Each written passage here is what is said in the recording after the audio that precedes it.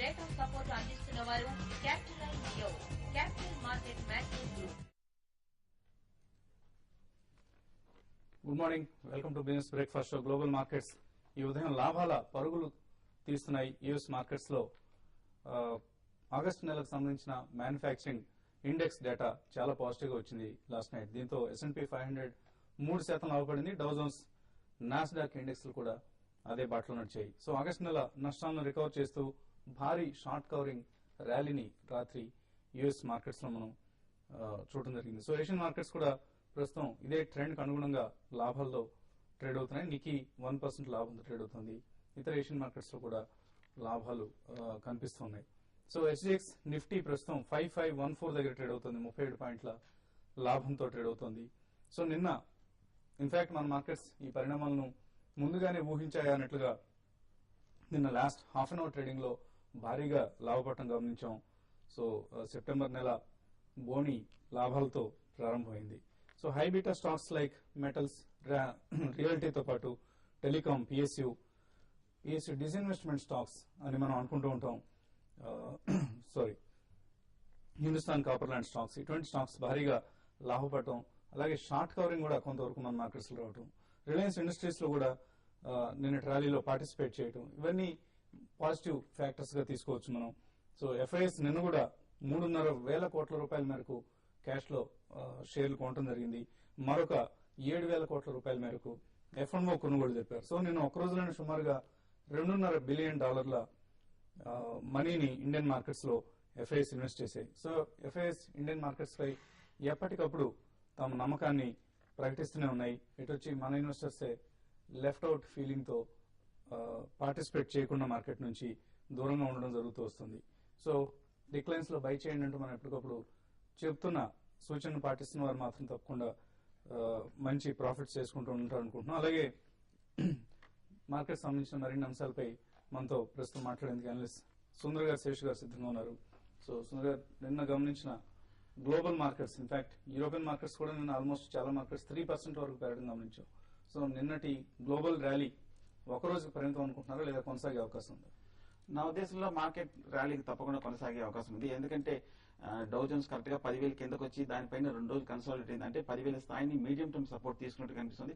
అలాగే మనం గత వారం రోజులుగా చెప్తున్నాము 5400 పైన కనుక క్లోజ్ అవుతాయి కనుక మార్కెట్ పాజిటివ్. లాస్ట్ 3 రోజులు శుక్రవారం, సోమవారం, మంగళవారం ఈ 3 రోజులు 54 పైన క్లోజ్ అయ్యి మార్కెట్ లో కన్సాలిడేషన్ పూర్తయినట్టుగా మనకు అర్థమైంది. సో డెఫినెట్ గా మార్కెట్ నా ఉద్దేశంలో 5550 వరకు, అంటే లాస్ట్ ఈ 3 మంత్స్ లో వచ్చిన హైని టెస్ట్ చేసే అవకాశం కనిపిస్తుంది. ఇక ఇంట్రాడే ట్రేడర్స్ కి, ఇక షార్ట్ టర్మ్ పొజిషన్ ట్రేడర్స్ చూస్తే కనుక నా ఉద్దేశం మార్కెట్ వాళ్ళు 55 పైన ఓపెన్ అయ్యే అవకాశం ఉంది. కాబట్టి క్లోజింగ్ కనుక ఒకవేళ 55 పైన కనుక ఉందంటే కనుక డెఫినెట్ గా market further bullish, short term కూడా up trend, short term positions కూడా ఫర్దర్ గా తీసుకోవచ్చు. ఇక ఇంట్రాడేకి వస్తే కనుక 5520 దగ్గర ఒక ఓపెనింగ్ లో కొంచెం రెసిస్టెన్స్ కనిపిస్తుంది. 5520 పైన కనుక ఒక 10 మినిట్స్ కన్సాలిడేషన్ అయ్యి దానిపైన కనుక ఉంటే కనుక బై పొజిషన్ తీసుకోండి. ఎంబడే 5500 కింద ఒక 20 పాయింట్స్ కింద స్టాప్ లాస్ పెట్టుకోండి. షార్ట్ సెల్లర్స్ మటుకు షార్ట్ సెల్లింగ్ ఇమీడియట్ అటెంప్ట్ చేయదు. మార్కెట్ బాగా పెరిగింది కదా, హైలో షార్ట్ కొడదామని ఆలోచన పెట్టుకోదు. ఒకవేళ 5500 కిందే కనుక ఒక 5 మినిట్స్ కంటిన్యూస్ గా నిఫ్టీ ట్రేడ్ అయితే కనుక అప్పుడే 5500 కింద షార్ట్ పొజిషన్ తీసుకొని ఎంబడే ఒక 20 పాయింట్స్ స్టాప్ లాస్ పెట్టుకోండి. సో మార్కెట్ 5500 పైన క్లోజ్ అయితే కనుక డెఫినెట్ గా ఈ షార్ట్ టర్మ్ ర్యాలీ అనేది ఫర్దర్ గా కొనసాగే అవకాశం కనిపిస్తుంది. ఓకే అండి. సో ఓ మోస్తరు బేర్ గ్రిప్ లో మనం మార్కెట్స్ లాస్ట్ ఫ్యూ డేస్ గా ఉండడం గమనించాం. సో ఇప్పుడు ప్రస్తుతం 5550 సుందర్ గారు చెప్పినట్లుగా షార్ట్ టర్మ్ టార్గెట్ నిఫ్టీకి 5550 అంటున్నారు. సో బేర్ ఆపరేటర్స్ ఎవరైతే ఉన్నారో వాళ్ళు ఇప్పుడు ఈ టైంలో కవరింగ్ అంటే షార్ట్ కవరింగ్ వచ్చే అవకాశాలు కనిపిస్తున్నాయి. ఆల్రెడీ నిన్న చూసాం, నిన్న లాస్ట్ మినిట్ వరకు కూడా మార్కెట్ లో షార్ట్ కవరింగ్ అనేది నిఫ్టీ హైక్ టచ్ కావడం జరిగింది. మరి ముఖ్యంగా నిఫ్టీ ఫీచర్స్ కూడా లాస్ట్ మినిట్ వరకు హైక్ టచ్ అవుతున్నాయి. నిన్న చాలా వరకు షార్ట్లన్నీ కూడా కవర్ అయిపోయాయి. మా అయితే సిస్టమ్ లో షార్ట్ ఉండడం కూడా చాలా వరకు మార్కెట్ పెరగడానికి బాగా దోహదపడతాయి. అయితే ఇప్పుడున్న పరిస్థితుల్లో బేర్ ఆపరేట్ చాలా వరకు మార్కెట్ లాస్ట్ ఒక 3-4 ట్రేడింగ్ సెషన్ చూస్తే మనం బాగా మార్కెట్ ఇక్కడ నుంచి బాగా పడిపోతుందని, చాలా వీక్ గా ఉంటుందని దాని నుంచి ఒకసారి రిమార్కబుల్ గా ర్యాలీ రావడం చూసాం. దీనికి ప్రధాన కారణం చెప్పాలంటే గ్లోబల్ గా ఈవెన్ చైనా నుంచి వచ్చిన డేటా బాగుండడం, తర్వాత యూఎస్ డేటా బాగుండడం, ఇవన్నీ కారణాలు చెప్పొచ్చు. ఇంకోటి ఏంటంటే కంప్లీట్ గా మన మార్కెట్ ఏంటంటే గ్లోబల్ షార్ట్ టర్మ్ మాత్రం ట్రెండ్ డిసైడ్ అయ్యేది గ్లోబల్ ట్రెండ్ అనేది, దానివల్ల షార్ట్ టర్మ్ ట్రెండ్ మన ఇండియన్ మార్కెట్ లో చూస్తున్నాము. కాబట్టి ఇప్పుడున్న పరిస్థితులు ఈ రోజు రేపు యూఎస్ లో మళ్ళీ డేటాస్ ఉన్నాయి, అవి కూడా కీన్ గా వాచ్ చేయాల్సి ఉంటుంది. ఒకవేళ అక్కడ కానీ మళ్ళీ ఈసారి పాజిటివ్ వచ్చిందంటే మాత్రం నిఫ్టీ 5500 లెవెల్స్ కూడా దాటి న్యూ హైస్ కి టెస్ట్ చేసే అవకాశం ఉంది. ఒకవేళ 5500 కానీ దాని అబౌవ్ మార్కెట్ సస్టైన్ కాలేదంటే మళ్ళీ ఫ్రెష్ షార్ట్లు అనేది నిఫ్టీలో చోటు చేసుకుంటాయి.